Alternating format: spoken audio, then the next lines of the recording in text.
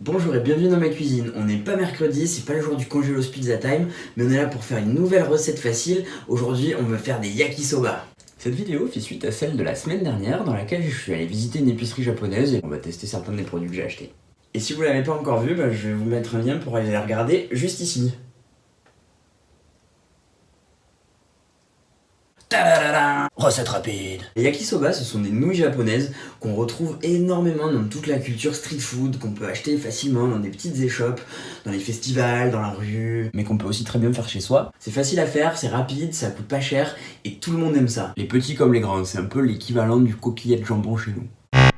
C'est une comparaison toute pourrie, faites pas attention à ce que je viens de dire. Donc les yakisoba, ce sont des nouilles sautées ou grillées. D'ailleurs, yaki signifie grillé en japonais et soba signifie nouille. Et on peut les cuisiner avec un peu ce qu'on veut. En général, on rajoute des légumes, de la viande, du poisson et surtout la sauce spéciale yakisoba. Comme leur nom l'indique pas du tout, ça n'a rien à voir avec les nouilles soba faites à base de farine de sarrasin. Ici, ce sont des nouilles à la farine de blé, un peu comme celles qu'on peut retrouver dans les ramen.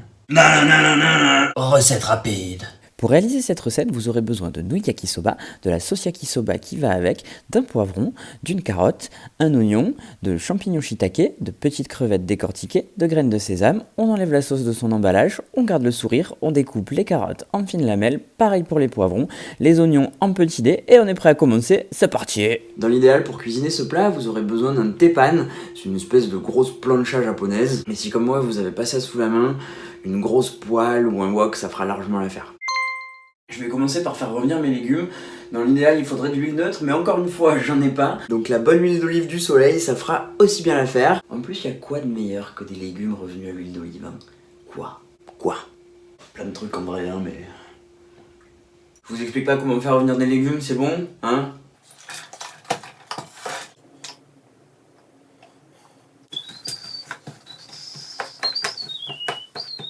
L'idée c'est de les faire cuire pas trop longtemps pour qu'ils gardent quand même un peu leur croquant et qu'ils soient pas fondants. Et si c'est ce que vous aimez, les légumes fondants, n'hésitez surtout pas.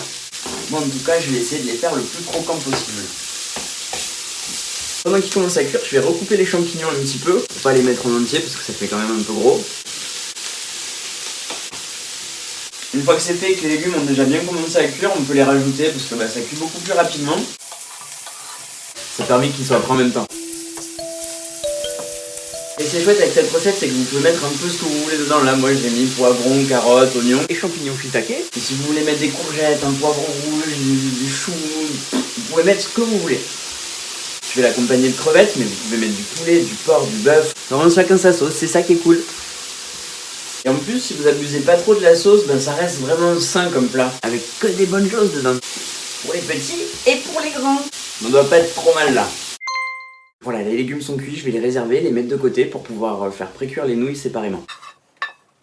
Pour la cuisson des nouilles, c'est toujours aussi simple. À la poêle, un petit verre d'eau, dès qu'il n'y a plus d'eau, c'est prêt. En général, coût de l'opération 2 minutes. Et encore, la poêle est déjà chaude, donc emballer, c'est peser.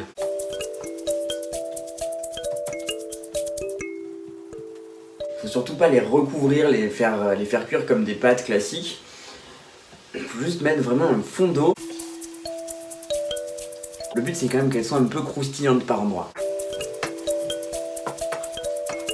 Je suis en train de faire des nouilles grillées, pas une soupe, pas un ramen. Ça y est, c'est bon, toute l'eau est partie, je peux rajouter le reste des ingrédients. Je vais quand même attendre un tout petit peu avant de rajouter les crevettes parce qu'elles sont déjà cuites, mais pas trop pour qu'elles puissent mariner quand même un peu dans la sauce. En parlant de la sauce, c'est d'ailleurs le moment de la mettre, à la convenance de chacun. Et comme je vous le disais un peu avant dans la vidéo, plus on en met, moins c'est sain. Moins c'est assez.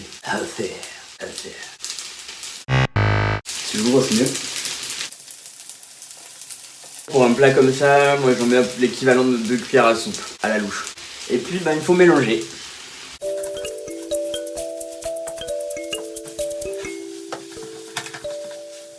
On n'oublie pas de bien remuer. On veut pas que ça accroche. Il faut que ça grille, il faut que ça croustille, mais il faut pas que ça crame. Un petit peu de sauce dans les crevettes. Je les rajoute et c'est presque prêt. Sur la fin de la cuisson, je vais laisser encore 2 minutes à feu doux pour laisser quand même un petit peu les crevettes mariner dans la sauce. Et j'en profite pour rajouter quelques graines de sésame. On peut assaisonner avec ce qu'on veut, ça marche aussi par exemple très bien avec des algues séchées. Voilà ce que ça donne, il n'y a plus qu'à déguster. À table. Voilà, c'est prêt. Itadakimasu!